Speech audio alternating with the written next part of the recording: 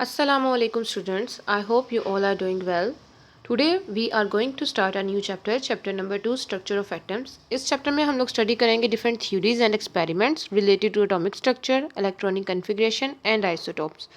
First हम थोड़ा सा इंट्रोडक्शन देख लेते हैं। यहाँ पे आपके साथ इंट्रोडक्शन पैराग्राफ में बताया गया है एंशियंट ग्रीक फिलोसफर डेमोक्रिटस के बारे में।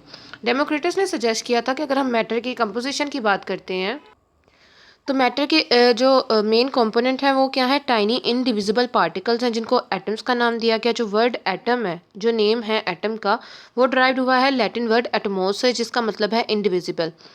19th सेंचुरी के शुरुआत में, बिगनिंग में, जॉन डाल्टन ने एटॉमिक थ्योरी पेश की जिसको नेम दिया गया डाल्टन्स एटॉमिक थ्योरी।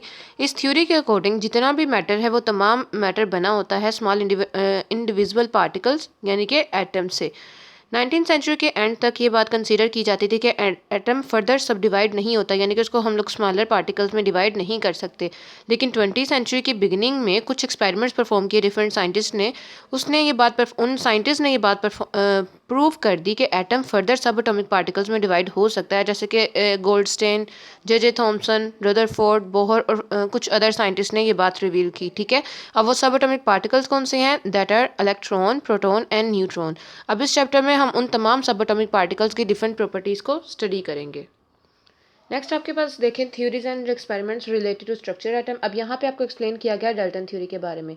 डाल्टन के अकॉर्डिंग क्या था कि एटम इनडिविजिबल है, हार्ड और डेंस, तीन प्रॉपर्टीज उसने बता दी एटम की। ठीक है, सेम एलिमेंट्स के एटम की अगर हम बात करें तो वो एक दूसरे से बहुत उनकी प्रॉपर्टीज मिलती हैं। ठीक है, और अगर वो डिफरेंट वे से कंबाइन करके डिफरेंट कंपाउंड्स बनाते हैं।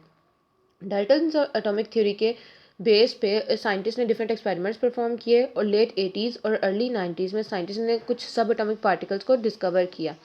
1886 में गोल्डस्टेन ने डिस्कवर किए प्रोटॉन्स। 1897 में जे थॉमसन ने डिस्कवर किए इलेक्ट्रॉन्स। ठीक है, और ये बात देखी गई कि ये जो आपके पास इलेक्ट्रॉन्स और प्रोटॉन्स हैं ये फंडामेंटल पार्टिकल्स हैं मैटर के। इन ऑब्जर्वेशंस की बेस पे थॉमसन ने एक न्यू थ्योरी पेश की जिसका नेम है आपके पास प्लम पुडिंग थ्योरी। उसने ये पोस्टुलेट पेश किया कि जो एटम्स हैं वो सॉलिड स्ट्रक्चर्स हैं पॉजिटिवली चार्ज, जिनके ऊपर टाइनी नेगेटिव पार्टिकल्स उनके अंदर स्टक होते हैं। ठीक है, ये किस तरह है? It is like plums in the pudding. Next is cathode rays and discovery of electron. 1879 में सर विलियम क्रूक्स ने डिफरेंट एक्सपेरिमेंट्स परफॉर्म किए। ठीक है, अब उन्होंने किस तरह अब उस अपरेटस की सेटिंग की और किस तरह एक्सपेरिमेंट परफॉर्म किया वो आपको इस सेकंड पैराग्राफ में बताया गया है, सेटिंग ऑफ अपरेटस में। ये देखें, जैसे फिगर 2.1 में आपके साथ यहाँ पे पूरा अपरेटस की सेटिंग शेयर की गई है। सर विलियम क्रूक्स ने क्या किया कि उन्होंने एक ग्लास ट्यूब ली जिसके अंदर पहले से ही दो मेटेलिक इलेक्ट्रोड्स फिट थे, जिसको उन्होंने कनेक्ट कर दिया एक हाई वोल्टेज बैटरी से। अब उस ट्यूब के अंदर प्रेशर को मेंटेन रखा गया अप टू 10⁻⁴ एटमॉस्फेरिक प्रेशर। जब हाई वोल्टेज करंट को इस ट्यूब से पास करवाया गया जिसके अंदर पहले से एक गैस प्रेजेंट थी। ठीक है, शाइनी रेज वहाँ पे प्रोड्यूस होना शुरू हो गई। वो क्या था? कैथोड पे वो रेज प्रोड्यूस हो रही थी और टुवर्ड्स द एनोड मूव कर रही थी।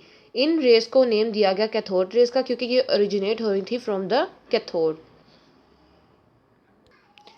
नेक्स्ट आपके पास यहाँ पे हेडिंग आ जाएगी मेजर करेक्टरिस्टिक्स। यहाँ पे आपके पास कैथोड रेस की कुछ जो डिटेल में स्टडी की गई उसके बेस पे कुछ करेक्टरिस्टिक्स आपको बताई गई हैं कि कैथोड रेस ट्रैवल करती हैं इन स्ट्रेट लाइंस और ये परपेंडिकुलर होती हैं to the cathode surface. Second characteristic, ये एक शार्प शेडो कास्ट कर सकती हैं, बना सकती हैं अगर इनके किसी ओपैक ऑब्जेक्ट को इनके रास्ते में रखा जाए। ये डिफ्लेक्ट करती हैं टुवर्ड्स द पॉजिटिव प्लेट अगर इलेक्ट्रिक फील्ड मौजूद हो। ठीक है, जिससे ये बात पता चलती है कि ये नेगेटिवली चार्ज्ड हैं। ये टेम्परेचर किसी भी बॉडी का इंक्रीज कर देती हैं जब ये वहाँ पे फॉल करती हैं। जे थॉमसन ने इनका चार्ज बाय मास रेशो भी डिस्कवर कर लिया। लाइट प्रोड्यूस होती है जब ये रेज हिट करती हैं डिस्चार्ज ट्यूब की वॉल्स को। और लास्ट पे आपके पास करेक्टरिस्टिक शेयर की गई है कि ये बात पता चली कि same type of rays emit होती हैं चाहे जो मर्जी गैस, जिस मर्जी टाइप की गैस आप लोग यूज़ कर लें। ठीक है, और डिस्चार्ज ट्यूब में आपके पास यहाँ पे कैथोड रेज प्रोड्यूस हो जाएंगी। नेक्स्ट है आपके पास यहाँ पे पैराग्राफ में शेयर किया गया nature of cathode rays and discovery of electron. इस पैराग्राफ में हमें बताया गया कि जितनी भी प्रॉपर्टीज़ हमें बताई गई हैं, हम लोगों ने स्टडी की हैं, ये इनसे ये बात क्लियर होती है कि जो कैथोड रेज हैं वो इंडिपेंडेंट होती हैं from the nature of the gas जो कि डिस्चार्ज ट्यूब में या जो भी कैथोड का मटेरियल वहाँ पे हम लोग यूज़ कर रहे हैं उनसे, ठीक है। अब ये फैक्ट हम लोगों ने यहाँ पे पढ़ा कि ये इन शेडो बनाती हैं, ठीक है। इससे ये पता चलता है कि ये लोग, ये जो आपके थर्ड रेज की बात कर रहे हो, ये रेज नहीं है बल्कि ये फास्ट मूविंग मटेरियल पार्टिकल्स हैं। इस वजह से इनको नेम दिया गया इलेक्ट्रॉन्स का, ठीक है।